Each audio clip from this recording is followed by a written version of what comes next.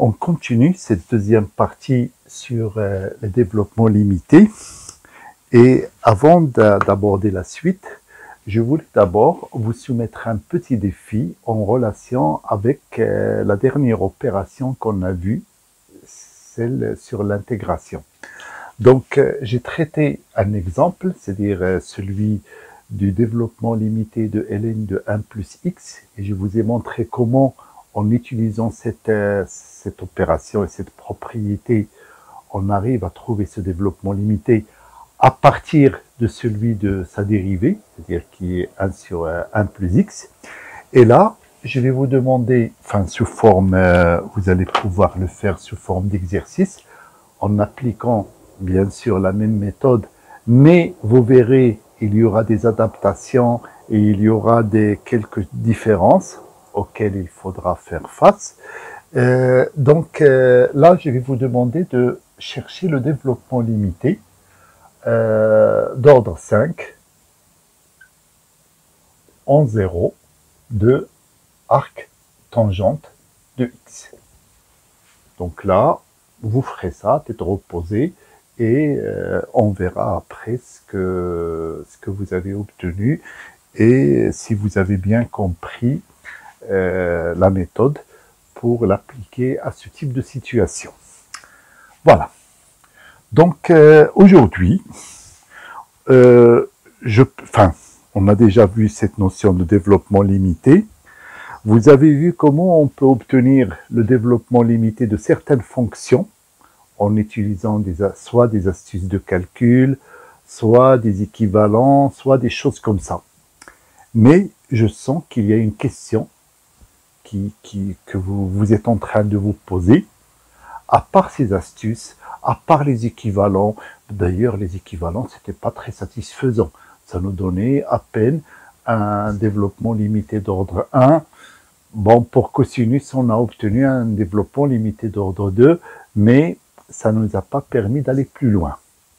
Et donc, j'imagine, bon, je me trompe peut-être, mais j'imagine que vous êtes en train de vous dire, mais il n'y a pas un moyen plus efficace, plus rapide, pour trouver, pour une fonction quelconque, sans développement limité, sans astuce, sans intermédiaire, et puis, à n'importe quel ordre.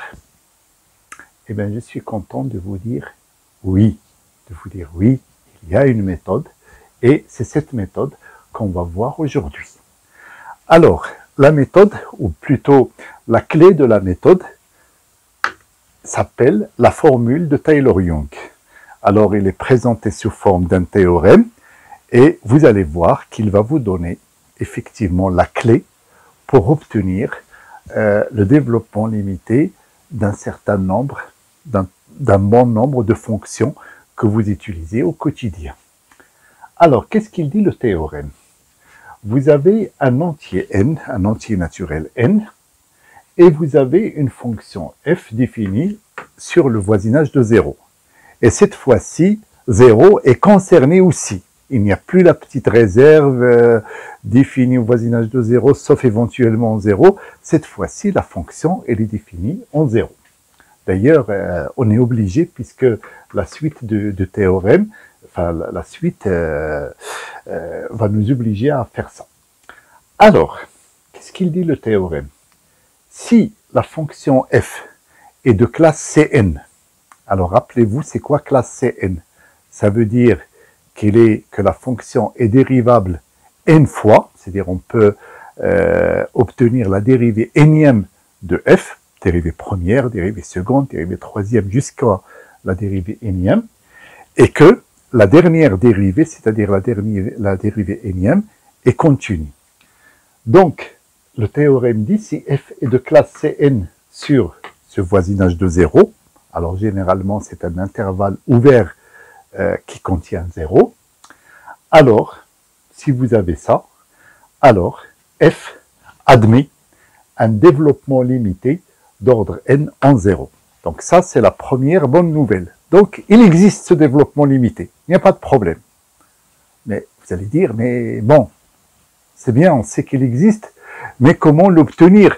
Et surtout, comment obtenir sa partie régulière? puisque c'est ça le plus important. Puisque rappelez-vous, quand on a un développement limité d'ordre n, f de x va s'écrire sous la forme p de x, qui est la partie régulière et qui est une fonction polynôme, plus petit o de xn. Alors ce polynôme p, eh bien le théorème nous donne même cette partie régulière, et donc c'est la fonction polynôme qui a chaque x, et là je dis la partie régulière par unicité de développement limité. Rappelez-vous, quand on trouve une, c'est la seule et unique qui est possible. Alors, donc, x associe la somme de k égale 0 à n. Alors, bien sûr, vous voyez x à la puissance k, et pour chaque monôme de degré k, eh bien, son coefficient, c'est ce terme-là. La dérivée km de f en 0 divisé par factoriel k. Voilà. Donc, c'est aussi simple que ça. Et là, avec ça, eh bien, je suis sûr et certain que vous êtes en train de vous dire, mais c'est simple, n'importe quelle fonction, du moment qu'elle est de classe Cn, et c'est le cas de la plupart des fonctions qu'on manipule au quotidien, exponentielle, sinus, cosinus, tangente, arctangente, etc. La plupart de ces fonctions sont de classe Cn au voisinage de 0, même de classe C infini. C'est-à-dire, vous prenez un entier quelconque, ça marche toujours. Et donc, pour toutes ces fonctions, maintenant, il y a un monde, tout un monde qui s'ouvre à vous, toutes ces fonctions, vous pouvez trouver vous-même, grâce à cette formule, leur développement limité d'ordre n. Donc voilà, alors ce théorème, bien sûr, sa démonstration n'est pas dans l'esprit du programme, donc vous me faites confiance et puis ce théorème sera admis. Par contre, ce qu'il faut savoir faire, c'est d'abord le comprendre ce que ça signifie, comprendre les conditions, les conséquences, et puis surtout, et ce qu'on va faire pour la suite, c'est l'appliquer déjà aux fonctions usuelles que vous utilisez au quotidien. Exponentielle de x, sinus de x, cosinus de x, 1 plus x à la puissance alpha, alpha est un réel quelconque, et puis tangente de x, arctangente de x, ben, et puis même des fonctions composées avec ces choses-là. Vous pouvez soit trouver leur développement limité en utilisant les opérations qu'on avait dit, c'est-à-dire si par exemple une fonction c'est le produit des deux de ces fonctions, donc vous pouvez utiliser la technique du produit, soit vous pouvez utiliser directement cette formule-là. Et même je dirais, et il y a eu des sujets de concours où il y avait des questions de ce type-là, même une fonction définie par une intégrale, vous pouvez, grâce à cette formule, trouver son développement limité. Voilà, donc c'est vraiment une formule qui est très puissante, très efficace et qui va nous permettre d'obtenir les développements limités qu'on souhaite avoir des fonctions qu'on utilise au quotidien. Alors, avant de commencer l'application de ce théorème, je tiens à dire une petite remarque, c'est que si la fonction est de classe Cn, alors, enfin, au voisinage de 0, y compris en 0, alors elle admet un développement limité d'ordre n en 0, mais par contre, la réciproque est fausse. Si la fonction, et ça arrive, je vais vous donner un contre-exemple, si la fonction admet un développement limité d'ordre n en 0, ça ne veut pas dire nécessairement qu'elle est de classe Cn en 0 ou autour de 0. Alors, par contre, effectivement, pour les fonctions usuelles, ça marche dans les deux sens. Par contre, il y a certaines fonctions, et là, il faut avoir du recul pour pouvoir les construire, et bien ça arrive que la fonction admette un développement limité d'un certain ordre, mais qu'il ne soit pas de classe Cn, enfin de classe cet ordre-là. Alors, je vais vous donner un contre-exemple. Je considère la fonction f définie de la manière suivante. F avec f de x qui va être égal à x3, enfin, on va dire comme ça, f de x plutôt comme ça, f de x égale à x3 sinus 1 sur x, si x est différent de 0. Donc sur R étoile, la fonction elle est définie comme ça. Alors bien sûr, vous comprenez pourquoi j'ai exclu le 0. Et puis, f de 0 égale 0. Et là, ça sera un très bon exercice pour vous. D'abord, pour montrer que la fonction définie comme ça, c'est un bon exercice de révision, pour démontrer que la fonction est continue en 0. Donc là, vous savez comment faire. Donc, il faut étudier la continuité, la dérivabilité, etc. Bon, sur ça, je vous fais confiance, c'est de la révision, ça vous fera que du bien de refaire et de refaire ces choses-là. Par contre, ce que je voulais dire aujourd'hui, c'est que f de x, si je prends f de x, je peux l'écrire comme ça. Je peux écrire, c'est x3 sinus 1 sur x. Mais je peux l'écrire aussi sous la forme 0 plus x au carré fois, et vous allez comprendre pourquoi j'ai fait cette décomposition, x sinus 1 sur x. Alors, justement, ça, je vais poser que c'est epsilon de x. Et là, c'est un exemple classique qu'on a vu et revu plusieurs fois. C'est que là, vous avez le produit d'une fonction bornée, sinus 1 sur x, c'est compris entre moins 1 et 1, et puis d'une fonction qui tend vers 0 lorsque x tend vers 0. Et donc, d'après le théorème d'encadrement, ou bien plutôt le lemme du théorème d'encadrement, epsilon de x va tendre vers 0 quand x tend vers 0. C'est-à-dire, on a limite, lorsque x tend vers 0, de epsilon de x égale à 0. Et donc, qu'est-ce que je peux dire? Donc, alors ça, tout ça, du coup, ça sera, comme ça tend vers 0, tout ça, ça sera un petit o de x au carré. Et du coup, qu'est-ce que je peux dire? Je peux dire que f de x égale à 0 plus petit o de x au carré. Voilà. Et du coup, ça, c'est la définition. Ça, c'est une fonction polynôme. Certes, c'est le polynôme nul, mais c'est quand même une fonction polynôme. Donc, je peux dire que f admet un développement limité d'ordre 2 en 0. Voilà. Par contre, et ça, je vous laisse le soin de le faire, ça sera une bonne révision pour vous et un bon exercice d'entretien des connaissances, des bases de l'analyse. Et bien tout simplement, justement, vous allez démontrer que cette fonction, même s'il a un développement limité d'ordre 2 en 0, eh bien, malheureusement, elle n'est pas de classe C2. Voilà. Je vous laisse le soin de le faire et puis vous me donnerez des nouvelles sur vos recherches.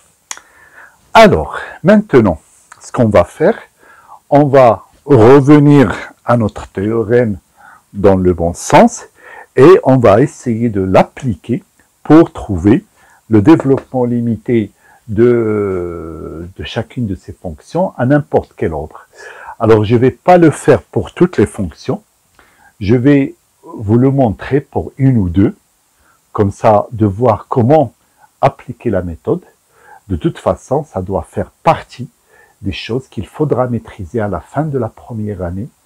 Vous avez, c'est-à-dire connaître la formule par cœur, et puis, une fois que vous avez une fonction, savoir retrouver son développement limité. Et puis après, vous verrez avec l'habitude, eh ben, exponentielle de x, sinus x, voilà, vous allez avoir le réflexe de les connaître comme ça par cœur.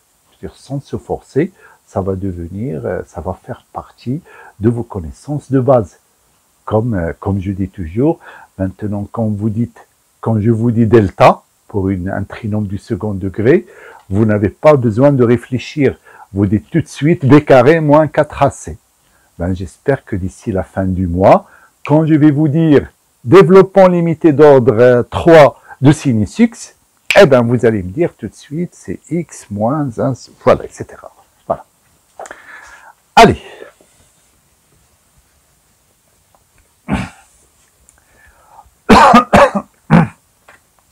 Donc là, je commence par chercher le développement limité de l'exponentielle de x. Et là, pour être efficace, et pour bien comprendre le mécanisme, et pour ne pas se mélanger dans les calculs, moi je vous recommande de le faire sous forme d'un petit tableau. Alors un tableau de 3 colonnes,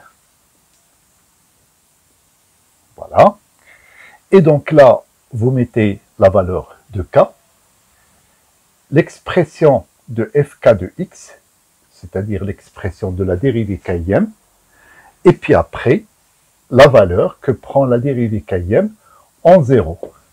Et comme ça, vous verrez quand vous allez obtenir la dérivée km en 0, il suffit ensuite de diviser par factoriel k, et comme ça, vous avez les coefficients de votre polynôme, ou bien de votre partie régulière du développement limité.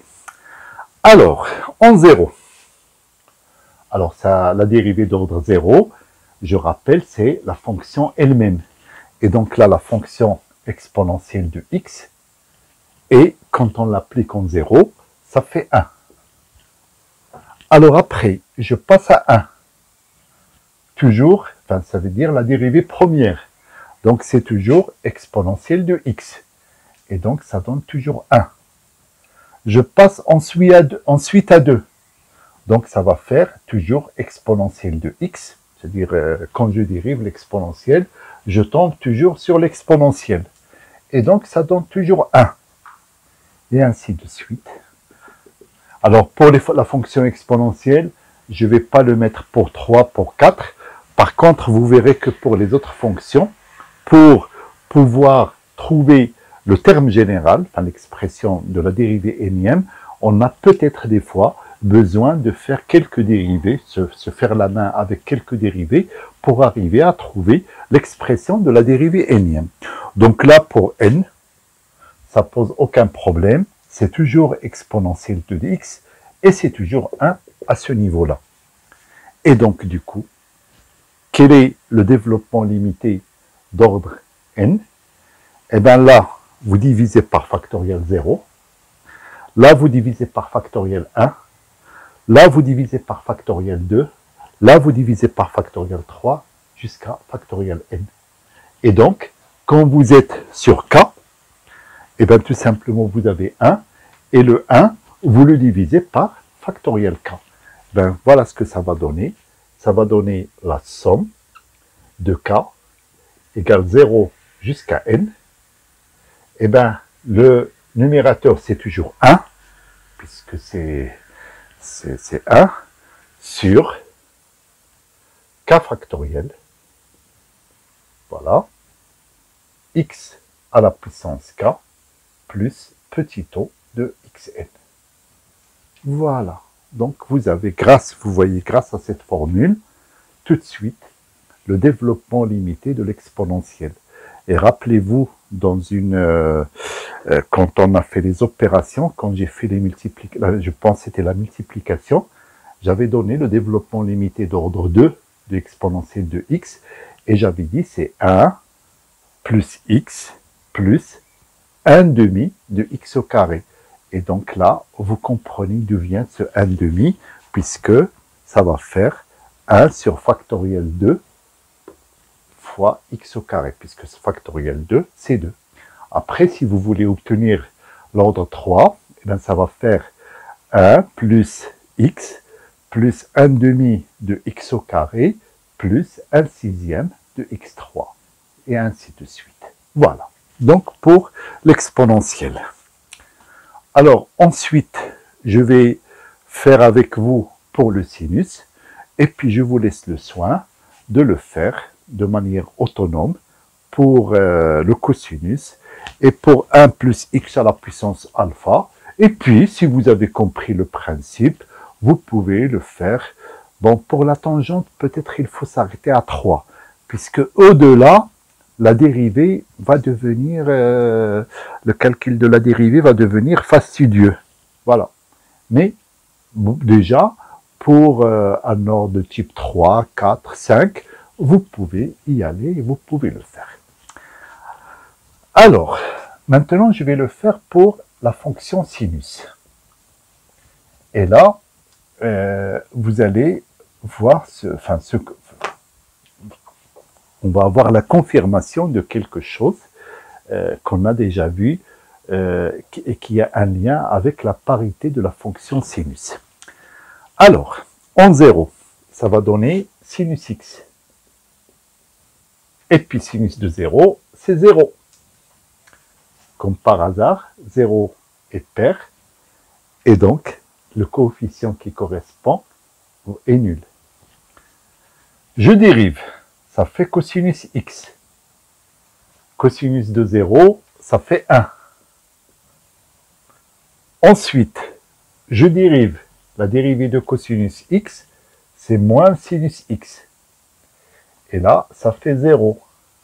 Le 2 est pair, et donc le coefficient qui correspond vaut 0. Alors là, par contre, je suis obligé d'aller un petit peu plus loin pour comprendre le mécanisme, pour comprendre comment ça marche. Je passe à 3. La dérivée de moins sinus x, c'est moins cosinus x. Et du coup, ça va donner moins 1. Après, je passe à 4. C'est sinus de x. Et là, la dérivée, c'est, en 0, ça fait 0. Donc, vous voyez, chaque fois que c'est pair, eh bien, ça donne 0. Allez, je passe à 5. Donc, ça va donner cosinus de x. Et là, ça va donner 1. Et donc là, je pense commencer à comprendre comment ça marche. Voilà. Et là, je vous laisse le soin de chercher c'est quoi l'expression de la dérivée énième de sinus. C'est quelque chose qu'on a déjà fait. Donc comme ça vous oblige à aller chercher dans les archives, aller voir. Et puis, c'est ça qui stimule, cette recherche qui stimule la mémorisation et la maîtrise des choses. Et donc là, vous mettez la valeur. Et puis après, donc moi, je vous le donne ici avec ce que je viens d'obtenir. Et je vous laisse le soin pour trouver le reste. Et puis pour le faire ensuite pour cosinus, pour 1 plus x à la puissance alpha. Voilà. Donc pour le sinus x, 0, ça fait 0. Et donc là, ça va faire x. Le monôme de degré 2, il n'y en a pas, c'est 0. Je passe directement au monôme de degré 3. Et là, il faut faire attention, c'est moins 1 sur 3 factoriels. Donc là, ça va faire moins 1 sur 3 factoriels. X à la puissance 3. Et puis après, plus. Alors, en 4, c'est 0. Et puis en 5, on a 1 qu'il faut diviser par 5 factoriels. Donc 1 sur 5 factoriels, x à la puissance 5, plus, voilà. Et je vous laisse découvrir la suite et découvrir quel sera le terme général. Et puis après, ce qui serait intéressant, c'est de me donner une expression comme ça. Alors, par contre, pour cette expression comme ça serait plus pratique vous verrez qu'on n'a pas besoin de distinguer les deux cas, vous aurez une seule réponse. Ça serait plus pratique de considérer que n est égal soit à 2p ou n est égal à 2p plus 1. Alors, vous verrez que quelle que soit la parité de n, le polynôme qui représente la partie régulière sera exactement le même. Donc là, vous faites ça pour le sinus, pour le cosinus. Alors que pour 1 plus x à la puissance alpha, vous verrez qu'on n'a pas besoin de distinguer selon n pair ou impair. Je vous donne un autre. Bon, même si vous l'avez obtenu, si vous le connaissez, mais ça sera l'occasion aussi pour appliquer cette méthode et pour la manipuler et de vérifier que vous allez finalement trouver le même résultat. C'est celui de 1 sur 1 moins x. Alors, celui de 1 sur 1 moins x, il y a plusieurs façons pour le faire. Enfin, plusieurs façons. Deux façons, dans le contexte qu'on a aujourd'hui. Alors, première chose, vous pouvez le faire avec cette méthode du tableau, en utilisant la formule de Taylor-Young. Ça, je vous recommande de le faire, puisque comme ça, vous comprenez bien le mécanisme, vous comprenez bien d'où viennent les choses. Ou bien, ce que vous pouvez faire, c'est que le considérer, une fois que vous avez obtenu celui-là, le considérer comme un cas particulier de celui-là. Alors, comment on peut dire que c'est un cas particulier de celui-là? Il suffit de dire, le plus x, je le remplace par plus moins x. Bon, le x, je le remplace par moins x. Et vous verrez ce que ça va donner. On a déjà fait quelque chose comme ça d'ailleurs, dans une séquence précédente. Et puis, le alpha, c'est un cas particulier avec alpha égale, et oui, à moins 1. Puisque ça va vous donner 1 sur 1 moins x, ça va faire 1 plus moins x à la puissance moins 1. Et donc, vous pouvez le faire comme ça aussi et vérifier que ça marche. Voilà.